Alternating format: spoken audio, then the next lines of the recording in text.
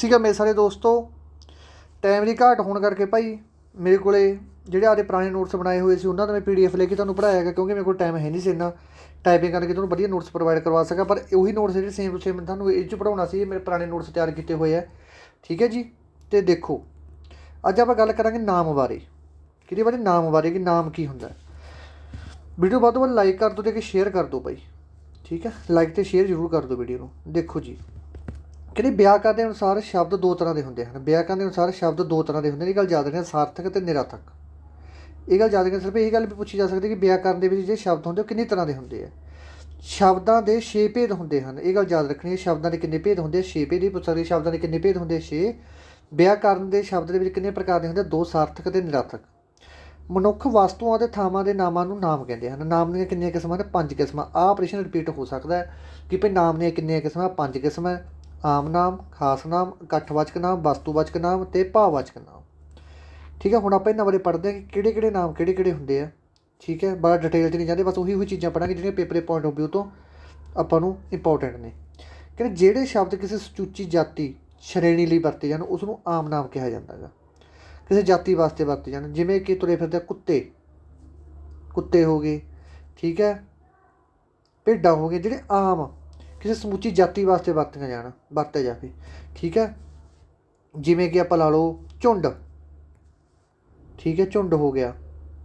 ਜਾਂ ਕੋਈ ਮਤਲਬ ਆਮ ਨਾਮ, ਜਿਵੇਂ ਹੁਣ ਆਮ ਨਾਮ ਤੁਹਾਨੂੰ ਪਤਾ ਹੀ ਹੈ ਕਿ ਆਮ ਕਿਸੇ ਦਾ ਆਪਾਂ ਨਾਮ ਲੈਂਦੇ ਹਾਂ, ਉਹ ਜਿਹਨੂੰ ਆਮ ਨਾਮ ਕਹਿ ਦਿੰਦੇ ਹਾਂ।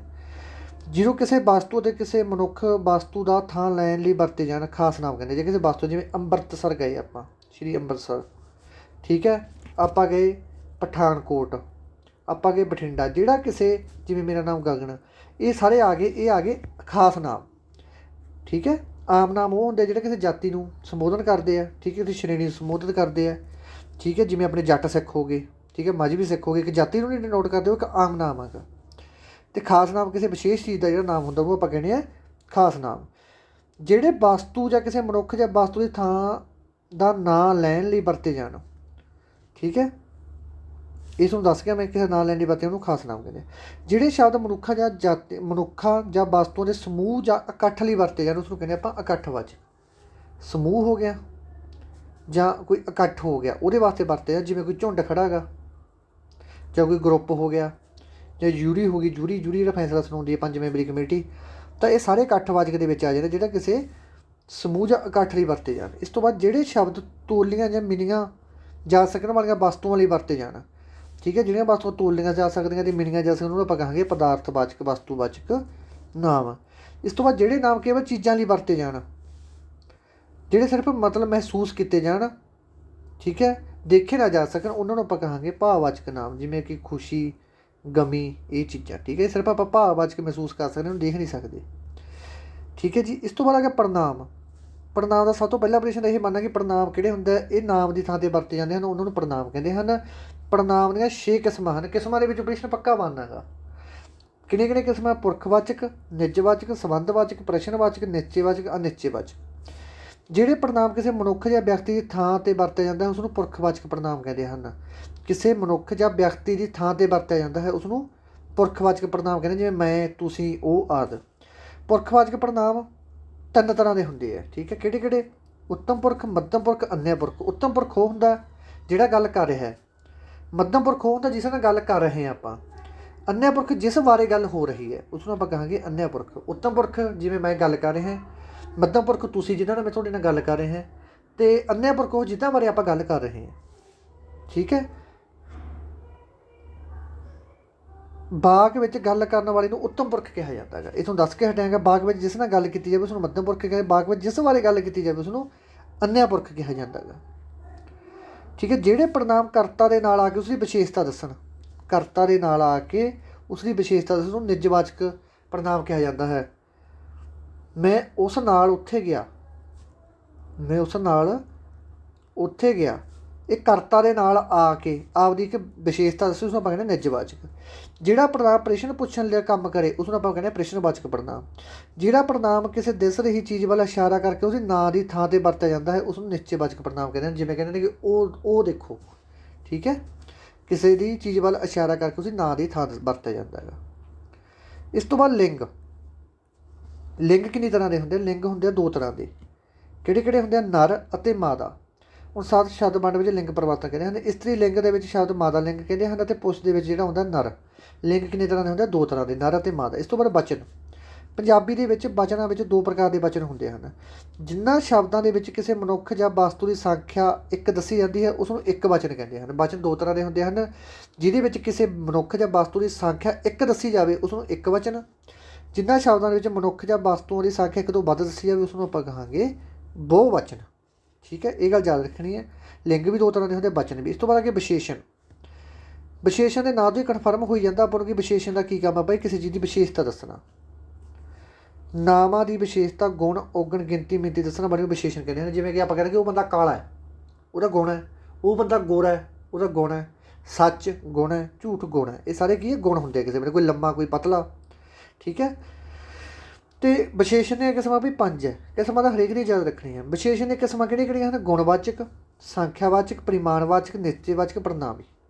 ਸੰਖਿਆਵਾਚਕ ਵਿਸ਼ੇਸ਼ਣ 6 ਤਰ੍ਹਾਂ ਦੇ ਹੁੰਦੇ ਹਨ। ਠੀਕ ਹੈ, ਸੰਖਿਆਵਾਚਕ ਵਿਸ਼ੇਸ਼ਣ 6 ਤਰ੍ਹਾਂ ਦੇ ਹੁੰਦੇ ਆ, ਇਹ ਗੱਲ ਯਾਦ ਰੱਖਣੀ ਹੈ। ਸੰਖਿਆਵਾਚਕ ਵਿਸ਼ੇਸ਼ਣ ਕਿਹੜੇ? ਸਧਾਰਨ ਸੰਖਿਆ, ਕਰਮਵਾਰੀ ਸੰਖਿਆ ਅਤੇ ਸਮੁੱਚਾ, ਕਸਰੀ, ਨਿਖੇੜ, ਬਾਚੀ ਅਤੇ ਅਨਿਸ਼ਚਿਤ। ਜੇ ਤੁਸੀਂ ਇਹ ਚੀਜ਼ਾਂ ਦੇ ਵਿੱਚ ਤੁਸੀਂ ਸਿਰਫ ਨਾ ਯਾਦ ਕਰ ਲਓ, ਕਈ ਵਾਰੀ ਇਹਨਾਂ ਦੇ ਵਿੱਚੋਂ ਪੁੱਛ ਲੈਂਦੇ ਕਿ ਸੰਖਿਆਵਾਚਕ ਵਿਸ਼ੇਸ਼ਣ ਦੇ ਕਿੰਨੀਆਂ ਕਿਸਮਾਂ ਹਨ, ਤਾਂ ਇਹ ਗੱਲ ਵੀ ਯਾਦ ਰੱਖਣੀ। ਸੰਖਿਆਵਾਚਕ ਵਿਸ਼ੇਸ਼ਣ ਦੇ 6 ਕਿਸਮਾਂ ਦੇ ਵਿੱਚ ਹੀ ਆ ਜਾਂਦਾ। ਇਸ ਤੋਂ ਬਾਅਦ ਪਹਿਲਾ, ਦੂਜਾ, ਤੀਜਾ ਇਹ ਸ਼ਬਦ ਕਰਮਵਾਰੀ ਸੰਖਿਆ ਦੇ ਵਿੱਚ ਆਉਂਦੇ ਹਨ। ਜਿਵੇਂ ਕੋਈ ਬੰਦਾ ਪਹਿਲੇ ਰੈਂਕ 'ਤੇ ਕੱਢਤਾ, ਫਿਰ ਦੂਜਾ ਆ ਗਿਆ, ਇੱਕ ਤੀਸਰਾ ਰੈਂਕ ਆ ਗਿਆ, ਰੈਂਕ ਕੱਢਤੇ, ਫਿਰ ਇਹਦੋਂ ਚੌਥਾ ਆ ਗਿਆ, ਫਿਰ ਪੰਜਵਾਂ ਆ ਗਿਆ, ਇਹ ਆ ਜਾਂਦਾ ਕਰਮਵਾਰੀ। ਅੱਧਾ, ਪੌਣਾ, 2.5, ਸਵਈਆ ਇਹ ਸ਼ਬਦ ਆ ਜਾਂਦੇ ਕਸਰੀ ਦੇ ਵਿੱਚ, ਕਿਉਂਕਿ ਕਸਰੀ ਅਤੇ ਕਰਮਵਾਰੀ ਜ਼ਿਆਦਾ ਪੁੱਛਿਆ ਜਾਂਦਾ। ਪੇਪਰ 'ਚ ਕਰਮਵਾਰ ਤਾਂ ਸਿੱਧੀ ਪਤਾ ਲੱਗ ਜੂ ਕੋਈ ਕਰਮ ਦੇ ਵਿੱਚ ਜਿਹੜੀ ਚੀਜ਼, ਅਤੇ ਕਸਰੀ ਉਹ ਹੁੰਦੀ ਹੈ ਜਿਹਦੇ ਵਿੱਚ ਅੱਧਾ, ਪੌਣਾ, 2.5 ਠੀਕ ਹੈ ਇਹ ਚੀਜ਼ ਹੋਵੇ। ਇਸ ਤੋਂ ਬਾਅਦ ਕਿਰਿਆ। ਜਿਹੜੇ ਸ਼ਬਦਾਂ ਤੋਂ ਕਿਸੇ ਸ਼ਬਦ ਦਾ ਹੋਣ ਜਾਂ ਕਾਰਨ ਦਾ ਹਾਲ ਪਤਾ ਲੱਗੇ ਉਸਨੂੰ ਕਿਰਿਆ ਕਹਿੰਦੇ ਹਨ। ਕਿਰਿਆ ਦੀ ਵੰਡ ਨੂੰ 4 ਭਾਗਾਂ ਦੇ ਵਿੱਚ ਵੰਡਿਆ ਗਿਆ ਹੈ। ਕਿਰਿਆ ਦੀਆਂ 2 ਕਿਸਮਾਂ ਹਨ। ਕਿਰਿਆ ਦੀ ਵੰਡ ਤਾਂ 4 ਢੰਗਾਂ ਨਾਲ ਕੀਤੀ ਗਈ ਹੈ, ਪਰ ਕਿਰਿਆ ਦੀਆਂ ਕਿਸਮਾਂ ਕਿੰਨੀਆਂ? 2। ਅਕਰਮਕ ਕਿਰਿਆ, ਸਕਰਮਕ ਕਿਰਿਆ। ਜਿਸ ਭਾਗ ਦੇ ਵਿੱਚ ਕਿਰਿਆ ਨਾਲ ਕਰਮ ਨਾ ਹੋਵੇ ਉਸਨੂੰ ਅਕਰਮਕ ਕਹਿੰਦੇ ਹਨ। ਜਿਸ ਨਾਲ ਕਿਰਿਆ ਨਾਲ ਕਰਮ ਨਾ ਹੋਵੇ। ਠੀਕ ਹੈ, ਕਰਮ ਕੀ ਹੁੰਦਾ? ਕੰਮ।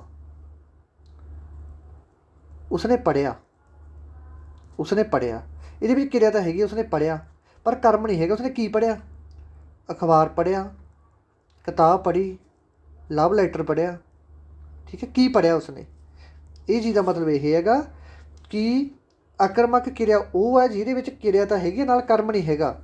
ਸਕਰਮਕ ਕਿਰਿਆ ਉਹ ਜਿਹਦੇ ਕਿਰਿਆ ਦੇ ਨਾਲ ਕਰਮ ਵੀ ਹੋਵੇ। ਜਿਵੇਂ ਉਸਨੇ ਅਖਬਾਰ ਪੜ੍ਹਿਆ, ਉਸਨੇ ਅਖਬਾਰ ਪੜ੍ਹਿਆ, ਪੜ੍ਹਿਆ ਹੋ ਗਿਆ ਕਿਰਿਆ, ਅਖਬਾਰ ਹੋ ਗਿਆ ਕਰਮ। ਠੀਕ ਹੈ, ਇਹ ਯਾਦ ਕਰਨੀ। ਇਹ 'ਚ ਪੱਕਾ ਪ੍ਰਸ਼ਨ ਬਣਦਾ ਭਾਈ, ਜਿਹੜਾ ਮੈਂ ਕਰਵਾਈ ਜਾਂਦਾ ਜਮਾਂ ਇੰਪੋਰਟੈਂਟ ਲੈ ਕੇ ਆਇਆ, ਨਿਚੋੜ ਲੈ ਕੇ ਆਇਆ ਤੁਹਾਡੇ ਵਾਸਤੇ।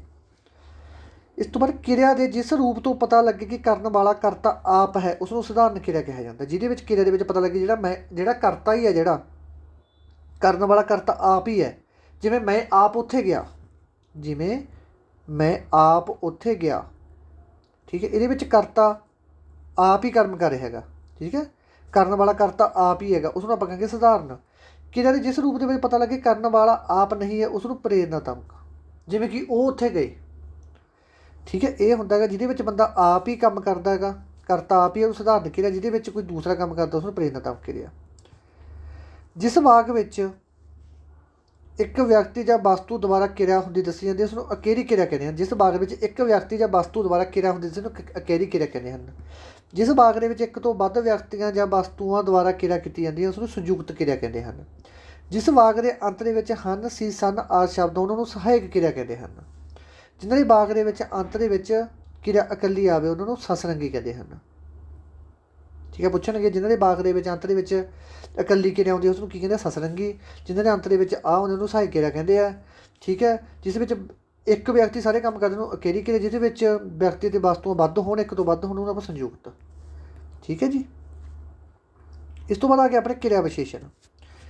ਕਿਰਿਆ ਵਿਸ਼ੇਸ਼ਣ ਜਿਹੜੇ ਸ਼ਬਦਾਂ ਤੋਂ ਕਿਰਿਆ ਦੀ ਵਿਸ਼ੇਸ਼ਤਾ, ਸਮੇਂ, ਸਥਾਨ, ਢੰਗ ਆਦਿ ਦਾ ਪਤਾ ਲੱਗੇ ਉਸ ਸ਼ਬਦ ਨੂੰ ਕਿਰਿਆ ਵਿਸ਼ੇਸ਼ਣ ਕਹਿੰਦੇ ਹਨ। ਕਿਰਿਆ ਵਿਸ਼ੇਸ਼ਣ ਦੀਆਂ ਕਿੰਨੀਆਂ ਕਿਸਮਾਂ? 8 ਕਿਸਮਾਂ। ਕਿਸਮਾਂ ਜ਼ਰੂਰ ਯਾਦ ਰੱਖਿਓ। ਕਿਹੜੀਆਂ ਕਿਸਮਾਂ? ਕਾਲਵਾਚਕ, ਸਥਾਨਵਾਚਕ, ਪਰਿਮਾਣਵਾਚਕ, ਪ੍ਰਕਾਰਵਾਚਕ, ਕਾਰਨਵਾਚਕ, ਸੰਖਿਆਵਾਚਕ ਕਿਰਿਆ ਵਿਸ਼ੇਸ਼ਣ, ਨਿਸ਼ਚੇਵਾਚਕ, ਨਾਂਵਾਚਕ। ਜਿਨ੍ਹਾਂ ਸ਼ਬਦਾਂ ਤੋਂ ਕਿਰਿਆ ਦੇ ਹੋਣ ਦਾ ਪਤਾ ਲੱਗੇ ਉਸਨੂੰ ਕਾਲਵਾਚਕ ਕਿਰਿਆ ਵਿਸ਼ੇਸ਼ਣ। ਜਿਹੜੇ ਸ਼ਬਦਾਂ ਤੋਂ ਕਿਰਿਆ ਦਾ ਸਥਾਨ ਪਤਾ ਲੱਗੇ ਉਸਨੂੰ ਸਥਾਨਵਾਚਕ। ਸੌਖੀ ਹੈ ਜਮਾਂ। ਜਿਹੜੇ ਸ਼ਬਦ ਨੂੰ ਕਿਰਿਆ ਦੀ ਮਿਣਤੀ ਦਾ ਪਤਾ ਲੱਗੇ ਉਸਨੂੰ ਪਰਿਮਾਣਵਾਚਕ, ਜਿਸ ਤੋਂ ਕਿਰਿਆ ਦੀ ਦੁਹਰਾਊ ਗਿਣਤੀ ਬਾਰੇ ਪਤਾ ਲੱਗੇ ਉਸਨੂੰ ਸੰਖਿਆਵਾਚਕ। ਠੀਕ ਹੈ। ਇਸ ਤੋਂ ਬਾਅਦ ਜਿਸ ਕਿਰਿਆ ਤੋਂ ਕੰਮ ਕਰਨ ਦਾ ਢੰਗ ਪਤਾ ਲੱਗੇ ਉਸਨੂੰ ਪ੍ਰਕਾਰਵਾਚਕ, ਕਿਹੜੇ ਪ੍ਰਕਾਰ ਦਾ ਕੰਮ ਹੈਗਾ। ਜਿਹੜੇ ਕੰਮ ਤੋਂ ਕਿਰਿਆ ਦਾ ਕੰਮ ਕਰਨ ਦਾ ਕਾਰਨ ਪਤਾ ਲੱਗੇ ਉਸਨੂੰ ਕਾਰਨਵਾਚਕ। ਜਿਸ ਸ਼ਬਦ ਨੂੰ ਕਿਰਿਆ ਦੇ ਕੰਮ ਹੋਣ ਦਾ ਯਕੀਨ ਪਤਾ ਲੱਗੇ ਉਸਨੂੰ ਨਿਸ਼ਚੇਵਾਚਕ, ਨਿਸ਼ਚੇ ਕੰਮ ਹੋ ਗਿਆ। ਜਿਹੜੇ ਸ਼ਬਦਾਂ ਤੋਂ ਕਿਰਿਆ ਦੇ ਕੰਮ ਹੋਣ ਜਾਂ ਨਾ ਹੋਣ ਦਾ ਪਤਾ ਲੱਗੇ ਉਸਨੂੰ ਕਹਿੰਦੇ ਨਿਰਣਾਵਾਚਕ, ਕਿਉਂਕਿ ਨਿਰਣਾ ਲੈ ਰਹੇ ਹਾਂ, ਹਜੇ ਉਹ ਕਨਫਰਮ ਨਹੀਂ ਹੋਈ ਚੀਜ਼। ਇਸ ਤੋਂ ਬਾਅਦ ਆ ਗਿਆ ਕਾਰਕ। ਕਿਸੇ ਵਾਕ ਦੇ ਵਿੱਚ ਨਾਮ ਜਾਂ ਪੜਨਾਮ ਜਾਂ ਹੋਰਨਾਂ ਸ਼ਬਦਾਂ ਦਾ ਸੰਬੰਧ ਪ੍ਰਗਟ ਕਰਨ ਲਈ ਭਿੰਨ ਭਿੰਨ ਰੂਪਾਂ ਨੂੰ ਕਾਰਕ ਕਿਹਾ ਜਾਂਦਾ ਹੈਗਾ। ਕਿਸੇ ਵਾਕ ਦੇ ਵਿੱਚ ਨਾਮ ਅਤੇ ਪੜਨਾਮ ਜਾਂ ਹੋਰਨਾਂ ਸ਼ਬਦਾਂ ਦਾ ਸੰਬੰਧ ਪ੍ਰਗਟ ਕਰਨ ਨੂੰ ਉਹਨੂੰ ਕਹਿੰਦੇ ਆ ਕਾਰਕ। ਠੀਕ ਹੈ। ਅਤੇ ਕਾਰਕ ਚਿੰਨ੍ਹ ਹੁੰਦੇ ਹਨ। ਕਾਰਕ ਦੀਆਂ ਕਿਸਮਾਂ ਦੇ ਨਾਂ ਦੇਖੋ। ਕਾਰਕ ਦੀਆਂ ਕਿੰਨੀਆਂ ਕਿਸਮਾਂ? 8 ਕਿਸਮਾਂ। ਕਰਤਾ, ਕਰਮ, ਕਰਨ, ਸੰਪਰਦਾਨ, ਅਪਰਦਾਨ, ਸੰਬੰਧ, ਅਧਿਕਰਨ, ਸੰਬੋਧਨ। ਕਾਰਕ ਚਿੰਨ੍ਹ ਲੱਗਣ ਕਰਕੇ ਕੋਈ ਨਾਮ ਜਾਂ ਪੜਨਾਮ ਜਾਂ ਵਿਸ਼ੇਸ਼ਣ ਵੱਧ ਤੋਂ ਵੱਧ ਜਿੰਨੇ ਰੂਪ ਵਿੱਚ ਬਦਲਦਾ ਹੈ ਉਸ ਨੂੰ ਕਾਰਕ ਕਿਹਾ ਜਾਂਦਾ ਹੈ। ਅਜਿਹੇ ਰੂਪਾਂ ਨੂੰ ਉਦਾਹਰਨ ਦੇ ਕੇ ਵਰਣਨ ਕਰਨ ਦਾ ਨਾਂ ਕਾਰਕ ਰੂਪ ਹੈ। ਇਸ ਦੇ 4 ਰੂਪ ਹਨ: ਸਧਾਰਨ, ਸੰਬੰਧਕ, ਸੰਮਿਲਿਤ, ਸੰਬੋਧਨੀ। ਠੀਕ ਹੈ। ਇਹ ਭਾਵੇਂ ਤੁਸੀਂ ਕਾਰਕ ਛੱਡ ਸਕਦੇ ਹੋ ਕਿਉਂਕਿ ਇਹ ਥੋੜ੍ਹਾ ਜਿਹਾ ਔਖਾ ਪੁੱਤਰੋ ਕਾਰਕ ਵਾਲਾ, ਤੁਹਾਨੂੰ ਸਮਝ ਵੀ ਜੇ ਕਿਸੇ ਬੱਚੇ ਨੇ ਪੜ੍ਹਨਾ ਤਾਂ ਪੜ੍ਹ ਸਕਦਾ ਹੈਗਾ। ਠੀਕ ਹੈ। ਕਾਰਕ ਬਾਰੇ ਪਿਛਲੇ ਬਹੁਤ ਘੱਟ ਉਹਨੇ ਕਾਰਕ ਦੇ ਵਿੱਚ ਜਿਹੜੇ ਪਿਛਲੇ ਮੰਨਦੇ ਉਸ ਨੂੰ ਮੈਂ ਦੱਸ ਦਿੰਦਾ ਗਾ। ਨਾਮ ਜਾਂ ਪੜਨਾਮ ਉਹ ਰੂਪ ਹਨ ਜਿਸ ਵਿੱਚ ਕੋਈ ਕਾਰਕ ਚਿੰਨ੍ਹ ਨਾ ਲੱਗਾ ਹੋਵੇ, ਉਸਨੂੰ ਸਧਾਰਨ ਹੁੰਦਾ ਹੈ। ਜਿਵੇਂ ਕੁੜੀ ਪਾਠ ਯਾਦ ਕਰ ਰਹੀ ਹੈ। ਠੀਕ ਹੈ। ਇਹ 'ਚ ਕੋਈ ਪੜਨਾਮ ਨਹੀਂ ਲੱਗਿਆ ਤਾਂ ਕੋਈ ਚਿੰਨ੍ਹ ਨਹੀਂ ਲੱਗਿਆ। ਠੀਕ ਹੈ। ਸਿੱਧੀ ਲੱਗਿਆ ਹੋਇਆ, ਇਹਨੂੰ ਆਪਾਂ ਠੀਕ ਹੈ ਨਾਮ ਜਾਂ ਪੜਨਾਮ ਦਾ ਉਹ ਰੂਪ ਹੈ ਕਾਰਕ। ਠੀਕ ਹੈ। ਇਸ ਤੋਂ ਬਾਅਦ ਬਸ ਕਾਰਕ ਦੀਆਂ ਕਿਸਮਾਂ ਯਾਦ ਕਰ ਲਓ ਕਿ ਕਾਰਕ ਦੇ ਆਹ ਰੂਪ ਆ ਵਿਚਾਰੇ। ਠੀਕ ਹੈ। ਨਾਮ ਜਾਂ ਪੜਨਾਮ ਦਾ ਉਹ ਸੰਬੰਧਕੀ ਰੂਪ ਜਿਸ ਨਾਲ ਕੋਈ ਕਾਰਕ ਚਿੰਨ੍ਹ ਲੱਗਾ ਹੋਵੇ। ਠੀਕ ਹੈ। ਉਹ ਆ ਇਹਨਾਂ ਕਿਹੜਾ ਦੇਖੋ, ਜਿਵੇਂ ਸੁਰਿੰਦਰ ਹੈ, ਸੋਟੇ ਲਿਖਿਆ ਪਿਆ ਇੱਥੇ, ਇੱਥੇ ਕੋਈ ਸਿਹਾਰੀ ਨਹੀਂ, ਕੋਈ ਬਿਹਾਰੀ ਨਹੀਂ, ਕੁਛ ਨਹੀਂ ਲਿਖਿਆ। ਠੀਕ ਹੈ। ਇਹ ਤਾਂ ਹੈਗੇ ਸਧਾਰਨ ਰੂਪ ਦੇ ਕਾਰਕ। ਜੇ ਪੁੱਛ ਲਿਆ ਇਹ ਉਹ ਆ ਕਾਰਕ ਹੈ ਜਿਹਨਾਂ ਦੇ ਚਿੰਨ੍ਹ ਲੱਗੇ ਹੋਏ, ਜਿਵੇਂ ਸੁਰਿੰਦਰ ਦੇ ਉੱਤੇ ਸਿਹਾਰੀ ਪਾਈ, ਸੱਪ ਪਾਇਆ ਹੋ, ਉਹ ਚੀਜ਼ ਹੋਊਗੀ। ਠੀਕ ਹੈ। ਬਸ ਇਹੀ ਤੁਸੀਂ ਯਾਦ ਕਰ ਲਿਓ, ਬਹੁਤ ਹੈ। ਇਸ ਤੋਂ ਬਾਅਦ ਸੰਬੰਧਕ। ਸੰਬੰਧਕ ਇਹ ਇੰਪੋਰਟੈਂਟ ਹੈ। ਜਿਹੜੇ ਸ਼ਬਦ ਵਾਕ ਦੇ ਵਿੱਚ ਆਏ ਨਾਮ ਪੜਨਾਮ ਵਿਸ਼ੇਸ਼ਣ ਦਾ ਵਾਕ ਇੱਕ ਦੂਜੇ ਨਾਲ ਸੰਬੰਧ ਪ੍ਰਗਟ ਕਰਦੇ ਹਨ ਉਹਨਾਂ ਨੂੰ ਸੰਬੰਧਕ ਕਹਿੰਦੇ ਆ। ਸੰਬੰਧਕ 3 ਤਰ੍ਹਾਂ ਦੇ ਹੁੰਦੇ ਆ: ਪੂਰਨ, ਅਪੂਰਨ, ਦੁਬਾਰਾ। ਸੰਬੰਧਕ ਸ਼ਬਦ ਆਮ ਕਰਕੇ ਨਾਮਾਂ ਜਾਂ ਪੜਨਾਮਾਂ ਦੇ ਪਿੱਛੇ ਆਉਂਦੇ ਹਨ। ਇਹ ਗੱਲ ਯਾਦ ਰੱਖਣੀ ਹੈ। ਬਸ ਇਹ ਪੁੱਛਿਆ ਜਾਊਗਾ ਸੰਬੰਧਕ ਕੀ ਹੈ? ਇਹ 2 ਸ਼ਬਦਾਂ ਦੇ ਵਿਚਾਲੇ ਸੰਬੰਧ ਪ੍ਰਗਟ ਕਰਦੇ ਆ। ਕਿੰਨੀਆਂ ਕਿਸਮਾਂ? 3 ਕਿਸਮਾਂ: ਪੂਰਨ, ਅਪੂਰਨ ਅਤੇ ਦੁਆਜਰਾ। ਬਸ ਉਹੀ ਚੀਜ਼ਾਂ ਜਿਹੜੀਆਂ ਪੇਪਰ ਦੇ ਪੁਆਇੰਟ ਆਫ ਵਿਊ ਤੋਂ ਇੰਪੋਰਟੈਂਟ ਨੇ। ਇਸ ਤੋਂ ਬਾਅਦ ਯੋਜਕ ਕੀ ਹੁੰਦੇ ਆ? ਜਿਹੜੇ 2 ਵਾਕਾਂ ਨੂੰ ਜੋੜਦੇ ਆ। ਯਾਦ ਰੱਖਣਾ, ਜਿਹੜੇ 2 ਵਾਕ ਉਹ ਸੰਬੰਧ ਪ੍ਰਗਟ ਕਰਦੇ 2 ਸ਼ਬਦ ਨੂੰ ਜੋੜਦੇ ਆ। ਜਿਵੇਂ ਕਿ ਮੈਂ ਪਾਸ ਤਾਂ ਹੋ ਜਾਂਦਾ ਪਰ ਪੇਪਰ ਔਖਾ ਸੀ। ਠੀਕ ਹੈ। ਇਹ ਕੀ ਹੈ? ਮੈਂ ਪਾਸ ਤਾਂ ਹੋ ਜਾਂਦਾ ਪਰ ਪੇਪਰ ਔਖਾ ਸੀ। ਇਹਦੇ ਵਿੱਚ ਪਰ ਕੀ ਹੈ? ਇੱਕ ਯੋਜਕ ਦਾ ਕੰਮ ਕਰ ਰਿਹਾ। ਇਹ ਜਿਹੜੇ ਸ਼ਬਦ 2 ਵਾਕਾਂ ਜਾਂ 2 ਬਖਸ਼ਾਂ ਤੋਂ ਸ਼ਬਦਾਂ ਦੇ ਵਿਚਾਲੇ ਆਪਸ ਵਿੱਚ ਜੋੜਨ ਉਹਨਾਂ ਨੂੰ ਯੋਜਕ ਕਹਿੰਦੇ ਹਨ। ਅਰਥ ਦੇ ਪੱਖ ਤੋਂ ਯੋਜਕ 2 ਕਿਸਮਾਂ ਦੇ ਹੁੰਦੇ ਹਨ: ਸਮਾਨ ਯੋਜਕ, ਅਧੀਨ ਯੋਜਕ। ਜਿਹੜੇ ਸ਼ਬਦ ਤੋਂ ਸੁਤੰਤਰ ਅਤੇ ਸਮਾਨ ਵਾਕਾਂ ਨੂੰ ਜੋੜ ਕੇ ਸੰਯੁਕਤ ਵਾਕ ਬਣਾਉਂਦੇ ਉਹਨੂੰ ਸਮਾਨ ਯੋਜਕ ਕਹਿੰਦੇ ਹਨ। ਜਿਹੜੇ ਸ਼ਬਦ ਮਿਸ਼ਰਤ ਵਾਕ, ਪ੍ਰਧਾਨ ਉਪਵਾਕ ਜਾਂ ਅਧੀਨ ਉਪਵਾਕ ਨੂੰ ਆਪਸ ਵਿੱਚ ਜੋੜਨ ਉਸ ਨੂੰ ਅਧੀਨ। ਅਧੀਨ ਕੀ ਹੁੰਦਾ? ਅਧੀਨ ਕਿਸੇ ਦੇ ਉਲਟ ਹੋਣਾ। ਦੇਖੋ, ਜਿਵੇਂ ਕਿ ਉਹ ਰੌਲਾ ਪਾਉਂਦਾ ਹੈ ਪਰ ਹੁਸ਼ਿਆਰ ਹੈ, ਪਰ ਹੁਸ਼ਿਆਰ ਵੀ ਹੈ। ਜਿਵੇਂ ਉਹ ਰੌਲਾ ਪਾਉਂਦਾ ਹੈ ਪਰ ਉਹ ਹੁਸ਼ਿਆਰ ਵੀ ਹੈਗਾ ਗਾ। ਰੌਲਾ ਹੋਰ ਚੀਜ਼ ਹੈ, ਹੁਸ਼ਿਆਰ ਹੋਰ ਚੀਜ਼ ਹੈ। ਠੀਕ ਹੈ। ਇਹ ਹੋ ਗਏ ਅਧੀਨ ਯੋਜਕ। ਜੇ ਉਹ ਕਹਿੰਦਾ ਕਿ ਉਹ ਰੌਲਾ ਪਾਉਂਦਾ ਹੈ ਅਤੇ ਸ਼ੋਰ ਸ਼ਰਾਬਾ ਕਰਦਾ ਹੈ, ਰੌਲਾ ਪਾਉਂਦਾ ਹੈ ਪਰ ਸ਼ੋਰ ਸ਼ਰਾਬਾ ਵੀ ਬਹੁਤ ਕਰਦਾ ਹੈ। ਠੀਕ ਹੈ ਨਾ। ਰੌਲਾ ਅਤੇ ਸ਼ੋਰ ਸ਼ਰਾਬਾ ਇਹ ਹੋ ਗਏ ਸਮਾਨ ਯੋਜਕ। ਜਿਹੜੇ ਦੇ ਵਿੱਚ ਚੀਜ਼ ਸੰਬੰਧ ਹੋਵੇ, ਇੱਕ ਦੂਜੇ ਨਾਲ ਸੰਬੰਧ ਨਾ ਹੋਵੇ, ਉਹਨੂੰ ਆਪਾਂ ਕਹਾਂਗੇ ਅਧੀਨ ਯੋਜਕ। ਠੀਕ ਹੈ। ਅਧੀਨ ਯੋਜਕ ਦੀ ਇੱਕ ਹੋਰ ਉਦਾਹਰਨ ਦੇਖ ਲਓ। ਜਿਵੇਂ ਕਿ ਮੈਂ ਪੜ੍ਹਾਈ ਵਿੱਚ ਹੁਸ਼ਿਆਰ ਸੀ, ਮੈਂ ਪੜ੍ਹਾਈ ਵਿੱਚ ਹੁਸ਼ਿਆਰ ਸੀ ਪਰ ਮੈਂ ਖੇਡਾਂ ਵੀ ਵਧੀਆ ਖੇਡਦਾ ਹਾਂ। ਕਿਉਂਕਿ ਖੇਡਾਂ ਅਤੇ ਪੜ੍ਹਾਈ ਦਾ ਆਪਸ ਵਿੱਚ ਕੋਈ ਫਰਕ ਨਹੀਂ, ਕੋਈ ਸੰਬੰਧ ਨਹੀਂ ਹੈਗਾ। ਠੀਕ ਹੈ ਨਾ। ਤਾਂ ਇਹ ਹੋ ਗਿਆ ਅਧੀਨ ਯੋਜਕ। ਇਸ ਤੋਂ ਬਾਅਦ ਆ ਗਿਆ ਬਿਸਮਿਕ। ਬਿਸਮਿਕ ਆਪਣੇ ਕਿੰਨੇ ਭਾਈ ਕਿਸਮਾਂ? 10 ਕਿਸਮਾਂ ਬਿਸਮਿਕ ਦੀਆਂ। ਬਿਸਮਿਕ ਕੀ ਹੁੰਦੇ ਆ? ਜਿਹੜੇ ਕਿਸੇ ਹੈਰਾਨੀ ਦਾ ਭਾਵ ਪ੍ਰਗਟ ਕਰਦੇ ਆ ਉਸ ਨੂੰ ਕਹਿੰਦੇ ਆਪਾਂ ਬਿਸਮਿਕ। ਜਿਵੇਂ ਕਿ ਸੰਬੋਧਨ, ਜਿਵੇਂ ਆ ਨਹੀਂ ਆਪਾਂ ਕਹਿੰਦੇ ਇਹਦਾ ਮਤਲਬ ਕੀ ਆ? ਠੀਕ ਆ। ਹਾਏ, ਇਹ ਕੀ ਇੱਕ ਬਿਸਮਿਕ ਹੈ। ਉਹ ਇੱਕ ਬਿਸਮਿਕ ਹੈ। ਜਿਉਂਦੇ ਰਹੋ, ਇੱਕ ਬਿਸਮਿਕ ਹੈ ਜਿਹਦੇ ਕੋਈ ਆਪਾਂ ਨੂੰ ਸੰਕੇਤ ਮਿਲਦਾ। ਠੀਕ ਹੈ। ਜਿਵੇਂ ਆਹ ਚੀਜ਼ ਦੇ ਚਿੰਨ੍ਹ ਮਿਲ ਜੇ ਆਪਾਂ ਨੂੰ ਕਹਿੰਦੇ ਆਪਾਂ ਹੈਰਾਨੀਜਨਕ ਹੈ। ਠੀਕ ਹੈ। ਇਹ ਬਸ ਇਹ ਤੁਸੀਂ ਇਹ ਸਿਰਫ ਯਾਦ ਕਰ ਲਓ ਕਿ ਜਿਹੜੇ ਬਿਸਮਕ ਹੈ ਉਹ 10 ਤਰ੍ਹਾਂ ਦੇ ਹੁੰਦੇ ਆ। ਕਿਹੜੇ ਕਿਹੜੇ ਹੁੰਦੇ ਆ ਇਹ ਯਾਦ ਕਰਨ ਦੀ ਕੋਈ ਲੋੜ ਨਹੀਂ, ਬਸ ਇਹ ਯਾਦ ਕਰ ਲਓ ਕਿੰਨੇ ਤਰ੍ਹਾਂ ਦੇ 10 ਤਰ੍ਹਾਂ ਦੇ ਹੁੰਦੇ ਆ। ਸੰਬੋਧਨੀ ਸੂਚਨਾ, ਜਿਹੜੇ ਸੂਚਨਾ ਦਿੰਦੇ ਆ, ਜਿਹੜੇ ਸੰਬੋਧਨ ਕਰਦੇ ਆ, ਜਿਹੜੇ ਪ੍ਰਸ਼ੰਸਾ ਕਰਦੇ ਆ, ਜਿਹੜੇ ਸ਼ੋਕ ਮਨਾਉਂਦੇ, ਸ਼ੋਕ ਦਾ ਮਤਲਬ ਓ ਮਾਈ ਗੋਡ ਜਾਂ ਉਹ, ਠੀਕ ਹੈ। ਆਪਾਂ ਕਹਿੰਦੇ ਆਪਾਂ ਕੋਈ ਚੀਜ਼ ਦੇਖ ਕੇ ਕਿਵੇਂ ਰਿਐਕਟ ਕਰਦੇ ਉਹ ਚੀਜ਼ ਹੈ ਇਹ। ਸਤਿਕਾਰਯੋਗ, ਜੀ ਆਇਆਂ ਨੂੰ, ਇਹ ਕੀ ਇੱਕ ਬਿਸਮਕ ਹੈ, ਜੀ ਆਇਆਂ ਨੂੰ, ਇਹ ਕਿਹੜਾ ਸਤਿਕਾਰਯੋਗ। ਫਟਕਾਰ, ਮਰ ਜਾ ਪਰੇ, ਆਪਾਂ ਕਹਿੰਦੇ ਦਿੰਦੇ ਮਰ ਜਾ ਪਰੇ, ਠੀਕ ਹੈ। ਅਸੀਸ, ਕਿਸੇ ਨੂੰ ਅਸੀਸ ਦੇਣੀ, ਜਿਉਂਦੇ ਰਹੋ। ਇੱਛਾਵਾਚਕ, ਪਰਮਾਤਮਾ ਤੋਂ ਕੁਛ ਮੰਗਣਾ ਇੱਛਾ ਅਨੁਸਾਰ ਕਿ ਪਰਮਾਤਮਾ ਸਾਨੂੰ ਬਹੁਤ ਹੈ ਧਨ ਦੌਲਤ ਨਹੀਂ। ਹੈਰਾਨੀਵਾਚਕ, ਜਦੋਂ ਆਪਾਂ ਹੈਰਾਨ ਨਹੀਂ ਹੋ ਜਾਂਦੇ, ਆਪਾਂ ਕਹਿੰਦੇ ਹਾਂ ਐਂ ਜੀ ਕਰਨ ਲੱਗ ਜਾਂਦੇ ਕਿ ਇਹ ਕੀ ਹੋ ਗਿਆ, ਆਪਾਂ ਹੈਰਾਨੀਵਾਚਕ, ਠੀਕ ਹੈ। ਇਹ ਤੋਂ ਬਾਅਦ ਹੈਗਾ ਸਹੂਲਤਾਂ ਵਿੱਚ, ਕਿਸੇ ਨੂੰ ਸਹੂਲਤਾਂ ਕਰਨੀ ਕਿ ਤੂੰ ਤਾਂ ਬਹੁਤ ਹੁਸ਼ਿਆਰ ਹੈ, ਤੂੰ ਤਾਂ ਬਹੁਤ ਸੋਹਣਾ, ਉਹ ਚੀਜ਼ ਆ ਜਾਂਦੀ ਇਹਦੇ ਵਿੱਚ। ਵਿਸਨਕ ਸ਼ਬਦਾਂ ਦੇ ਅੰਤ ਵਿੱਚ ਇਸ ਦੀ ਵਰਤੋਂ ਕੀਤੀ ਜਾਂਦੀ ਹੈ। ਗੱਲ ਯਾਦ ਰੱਖਣਾ, ਸਭ ਤੋਂ ਐਂਡ 'ਤੇ ਆਹ ਚਿੰਨ੍ਹ ਆਉਂਦਾ, ਇਹ ਹੁੰਦਾ ਹੈਰਾਨੀਜਨਕ ਦਾ, ਠੀਕ ਹੈ। ਬਸ ਇਹ 'ਚ ਸਿਰਫ ਇਹੀ ਪੁੱਛਿਆ ਜਾਊਗਾ ਬਿਸਨਕ ਕਿੰਨੀ ਤਰ੍ਹਾਂ ਦੇ ਹੁੰਦੇ ਆ, 10 ਤਰ੍ਹਾਂ ਦੇ ਹੁੰਦੇ ਆ ਬਸ।